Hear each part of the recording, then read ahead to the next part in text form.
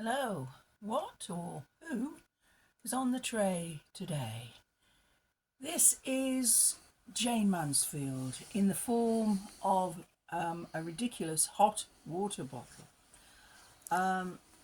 She's made of plastic and was made actually in England by a firm called Convex, who did a lot of plastic goods in the 50s and 60s.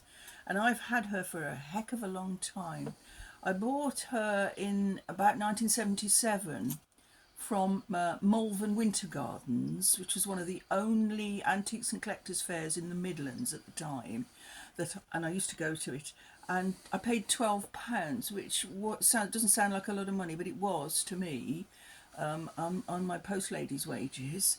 And I just thought it was an amazing thing, a foolish but amazing thing. That's the stopper on the top. I won't undo it, but the stopper forms a little hat, and you fill it full of hot water and off you go to bed, I assume.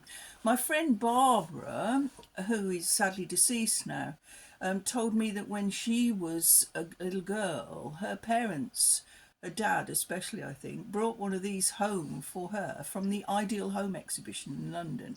We're talking 1957. That's when this was produced. And she thought it was a very, very rude thing, and she certainly didn't want to take it to bed with her. And when she saw mine, she said, "Oh, I had one of those when I was young." Um, Jayne Mansfield was huge in so many ways at the time.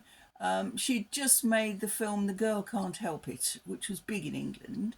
It starred all sorts of rock and roll stars, Little Richard and various people, and she became a household name.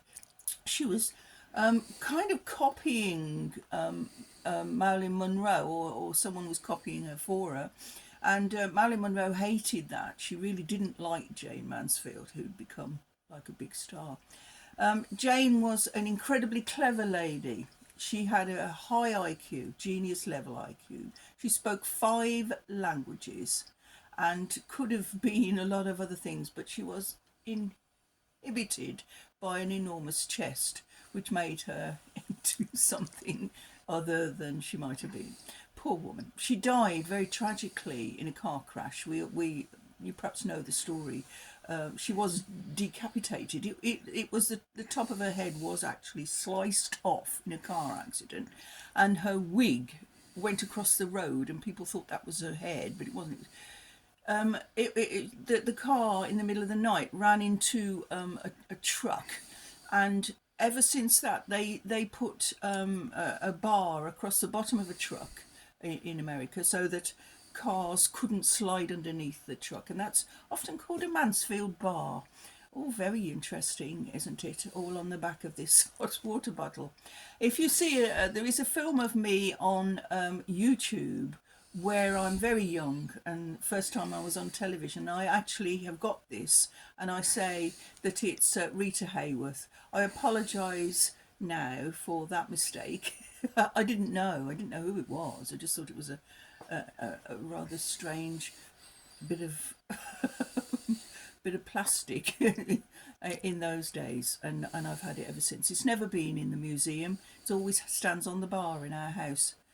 There you are, and I'm showing this tonight because Mr. Rock and Roll Culture challenged me to give you a picture of her, and here she is, Jayne Mansfield hot water bottle.